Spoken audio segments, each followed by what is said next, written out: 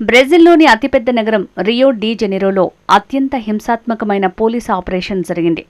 మాదక ద్రవ్యాల అక్రమ రవాణా గ్రూప్ రెడ్ కమాండ్ ముఠాను పట్టుకునే దిశగా భద్రతా బలగాలు పెద్ద ఎత్తున ఆపరేషన్ నిర్వహించాయి. సుమారుగా 2500 మంది పోలీసులు, సైనికులు ఈ భారీ ఆపరేషన్లో పాల్గొన్నారు.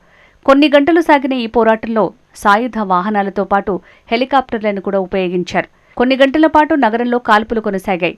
కొన్ని గంటల పాటు జరిపిన కాల్పుల్లో 4 భద్రతా అధికారులతో సహా 60 మంది ప్రాణాలు కోల్పోయారు. మరో 81 మంది అనుమానితులను అరెస్ట్ చేశారు. మృతుల సంఖ్య మరింత పెరిగే అవకాశం ఉన్నట్టు అధికారులు తెలిపారు.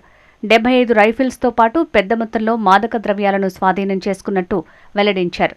దాడుల సమయంలో సమీపంలోని 46 పాఠశాలల్ని మూసివేసినట్టు చెప్పారు. రియో చరిత్రలోనే ఇది అతిపెద్ద ఆపరేషన్ అని రాష్ట్ర గవర్నర్ క్లాడియో కాస్ట్రో అన్నారు.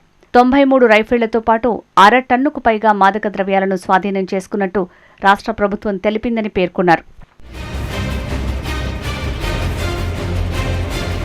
సాధారణంగా బ్రెజిల్లో మాదక ద్రవ్యాల అక్రమ రవాణా భారీ ఎత్తున జరుగుతుంది. పెద్ద పెద్ద ముఠాలు ఇంటర్నేషనల్ డ్రగ్ డీలర్స్తో లింకులు ఏర్పాటు చేసుకుని వివిధ దేశాలకు మత్తు పదార్థాలను అక్రమ రవాణా చేస్తూ ఉంటాయి. అయితే బ్రెజిల్ పోలీసులు ఈ డ్రగ్స్ ముఠా ఆట కట్టించేందుకు ఆ దేశంలో ఓ భారీ ఆపరేషన్ చేపట్టారు. దేశంలోని అత్యంత శక్తివంతమైన మాదక ద్రవ్యాల అక్రమ రవాణా గ్రూపుల్లో రెడ్ కమాండ్ ఒకటిగా ఉంది.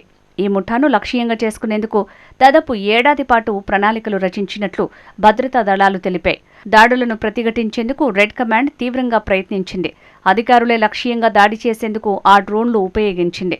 అయినా వెనక్కి తగ్గకుండా ఆపరేషన్లో నిమగ్నమయ్యారని పేర్కొన్నారు. తమపై దాడులు చేసినా వారికి శిక్ష పడేలా చేస్తామని చెప్పారు.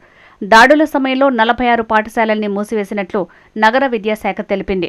రెడ్ కమాండ్ ముఠా సభ్యులు ఉత్తర ఆగ్నేయ రియోలో రోడ్లను దిగ్బంధించారు. అందుకోసం కనీసం 70 బస్సులను నియమించారని, దీనివల్ల గణనీయమైన నష్టం జరిగిందని నగర బస్సు సంస్థ రియో ఒనిబస్ తెలిపింది.